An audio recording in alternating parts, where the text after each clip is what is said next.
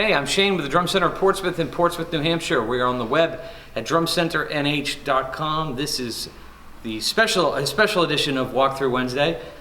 We have the kit here. We're in the aftermath of the very first Drum Center of Portsmouth Masterclass in our new location, which we had last night. We had Robert Sput Searight here from Snarky Puppy. That was his first time here in this area doing a clinic, and we had a great night, great turnout. It was just awesome. So today we wanted to sort of walk you through his kit and talk to you a little bit about what it's like to put on a masterclass. So this is his kit that he used last night, which is now available for sale. Will be on the website shortly, if it's not already. And it's a Tama Star series, which is their ultra top line. This is the Babinga shell. It has a cordia wood veneer, and it's just like a dark green, which is just breathtaking. I mean, when you get close up, it's, yeah, beautiful. And it has a 20-inch kick by 14, which blew the roof off of the place last night. This kick drum had so much punch. It sounded great. Has a 12-inch rack tom. There's also a 10 that he didn't use, and a 10, 12, and a 14. He actually put a EMAD tom head on the floor tom, which was really kind of a cool effect. And he has such a very unorthodox setup. He's got this Star Series 8x15 snare that he uses as a floor tom or a snare drum. So he tunes it low, uniform with those two drums, and then if he wants to turn the snares on, he can. And he also used a 10-inch steel snare from their Soundworks up here that we wound up giving away last night at the end. So it was a great night. We had a huge turnout, and it's always something that's really means a lot to me to do, because we're able to bring these types of events and just spread education and goodwill, and people get to learn about drums. And it's if somebody just walks away with something that could potentially make their life a better place, then we've done our job. So it's really great to put these events on. It's great to get the support from all the people that came. So thank you very much. But I really wanted to thank our vendors too, and kind of sort of talk to you about what it's like to put on a masterclass and what it entails. A lot of people always sort of wonder how the whole process works. Well, it's every instance is different, but largely the object is the promotion of the artists and the brands that are sponsoring the events. So in this case, this was a Tama event. They were sponsoring it, and they basically handled the brunt of, say, the travel costs, the artist's expense, and then what did we do as dealers? We buy the equipment. So we buy all of the gear that we sell later on, and then the other small expenses are sort of split between dealer and the vendor. And then, of course, we have this other sponsoring companies like Meinl Cymbals. Meinl is a big part of Sput's sound and his lineup.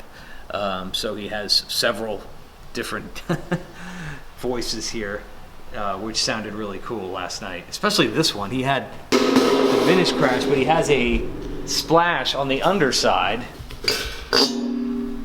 So he's got the 10-inch trash splash with the 22 vintage crash, which, it made me wonder, like, how did he think to try that? And it sounded really great out front. So Evans Drumheads is also a sponsor, and they supply the heads for his kit, because the Tama Stars ship with Remos. So he is an Evans artist, so they sent the heads for that. And then basically the goal for these events is that you people who attend them get something out of it, and hopefully you have a better awareness of the brands that the artist is playing. And that's really the goal, that we want to create goodwill between the brands and the consumer. and goodwill between the consumer and the store. So what happens is that once we book the event, we only get the companies will approach us and say, so-and-so is available, do you want to do it? And we'll say, absolutely. And then what we have to do is basically figure out every piece of gear that we're going to need and order that gear, and then we have to get our sound equipment ready to meet the artist's requirements, and then we have to rent some chairs, and in this case we usually would have to rent a room, but we don't in our new building because we have a room dedicated just for this, which is cool. And what you're seeing now is an empty room, but last night it was a packed house, which was fun.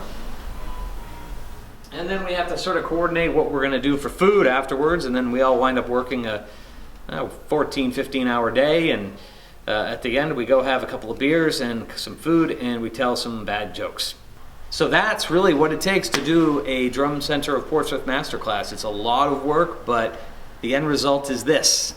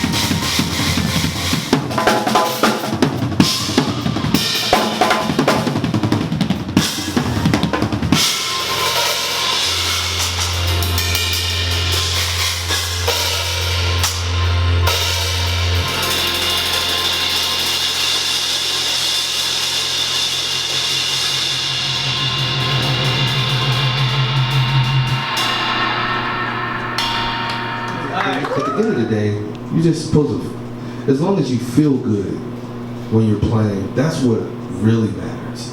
I think everything else is extra. You know, I think, let's take the 4th of July. 4th of July is fireworks, right? For most kids, the first 2 minutes of the fireworks are enough. I mean, it's enough excitement. But they keep going to another level and keep going and they keep going. And that's what I feel like in drums. I feel like everything else is just extra, but fireworks are fascinating within itself. Like just a plain version of a firework going up in the air and exploding and going into these different shapes. But I think that's feel. I kind of correlate to having a feel. I think that's what's more important, and that's what's fascinating. The most fascinating thing about being a drummer is being able to feel, make people be able to dance to what you're playing.